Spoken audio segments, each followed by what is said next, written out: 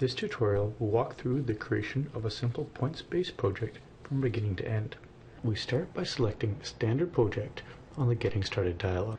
We select the photos to use in the project. After hitting Next, we see Photo Modeler has found a matching calibrated camera. This camera was created using the procedure outlined in the calibration tutorials. If a matching camera was not found, you'll be prompted and can load a camera calibration from an existing project.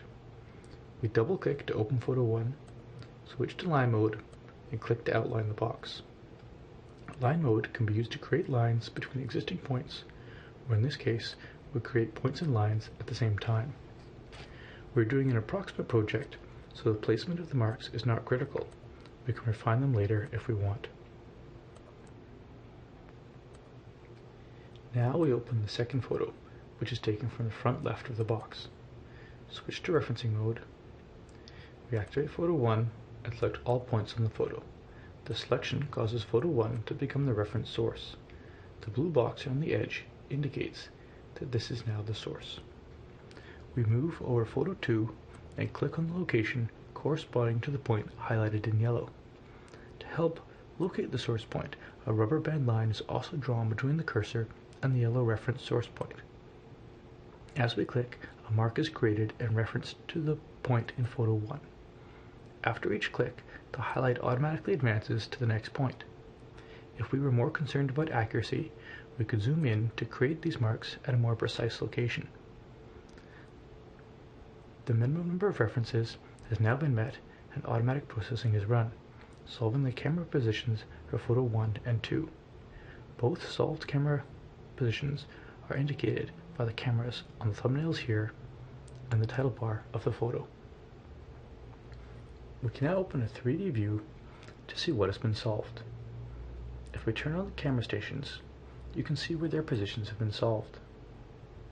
Everything looks good, so we continue adding points, references, and photos. We open the third photo, which is of the back of the box, and reference the points from Photo 1.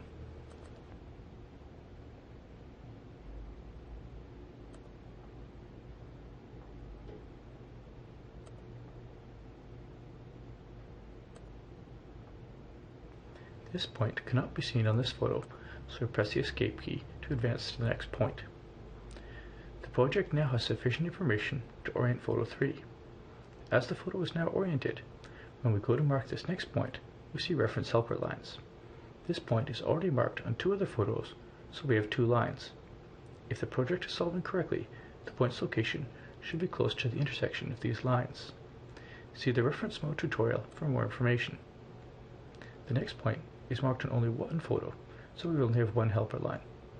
Mark it here. We've now referenced all the visible points on Photo 1 with Photos 2 and 3. The remaining corner cannot be seen on Photo 1. We click Clear Source Photo. This allows us to select a new photo as a source for referencing. We go over Photo 3. While in Mark While Reference mode, clicking on an existing point will select it. Clicking where no point exists yet will create a new one and select it. We click down to create a new point. This selects Photo 3 as a source. We can then reference this point on Photo 2. We open up a 3D view to review the project so far. All the corners of the box are now 3D, but we are missing lines to the point we just created during referencing. We use Line Mode to add this segment. See the Line Mode tutorial for more information.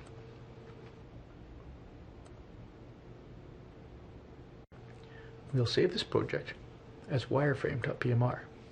This file is included in the tutorial samples if you would like to load the project.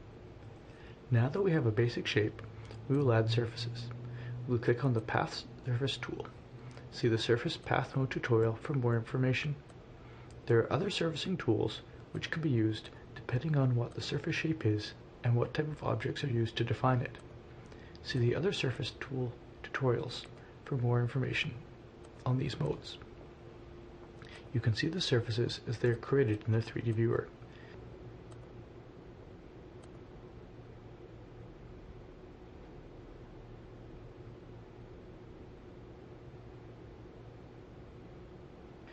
You can see surfaces in photos if we turn on projections. See the photo projections tutorial for more information. We go to the 3D viewer options, turn off points and lines, and turn on fast textures.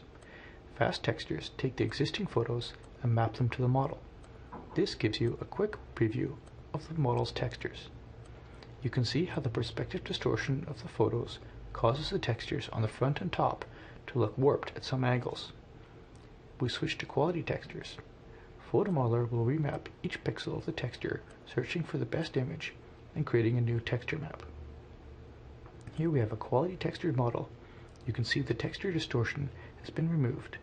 This quality textured model can be exported in various formats for use with other applications.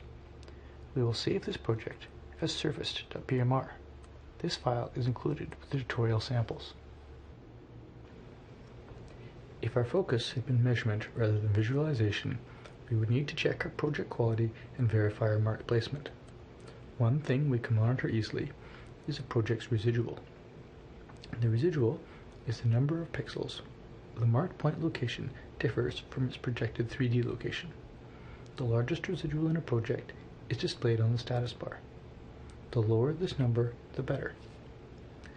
Clicking the status bar will open the photo and select the point with the largest residual. We can zoom in and see its mark location is not very well placed. We can drag the mark to the correct location to improve the project. You can review the residuals of all points in your project using a quality point table or using the project review pane and status icon to see metrics that are over defined thresholds. See the project review pane tutorial for more information. After checking the placement of our marks, our largest residual is down to 1.32. The rest of the residuals are also low. We can now add a scale and rotation to our project using the Scale and Rotate wizard. For more information on defining the coordinate system using a Scale and Rotate Affine Transformation, see the Scale, Rotate, and Translate tutorial. We select our units as inches and enter in a known length of 11 inches. Select the line we know to be 11 inches and continue on adding a rotation. We define the horizontal axis by selecting a point on the left, holding down Shift, and selecting a point on the right. Then do the same for the vertical, a point on the bottom and a point on the top. Now we can perform measurements. We open up the measure pane, select this line. Its length is 3.92 inches. This one is 6.21 inches. The line we defined as a scale is 11 inches. For more information on the measure pane, see the measure tutorial. Because our rotation is defined, when we open up the 3D view, we can specify the view direction. The default is the top, but we can change it to the front. Our scale and rotation definition will also be included if we export the model for use in another package. To export, we select File, Export, Export Model. Choose the file type, in this case 3D-DXF, for use in a CAD package.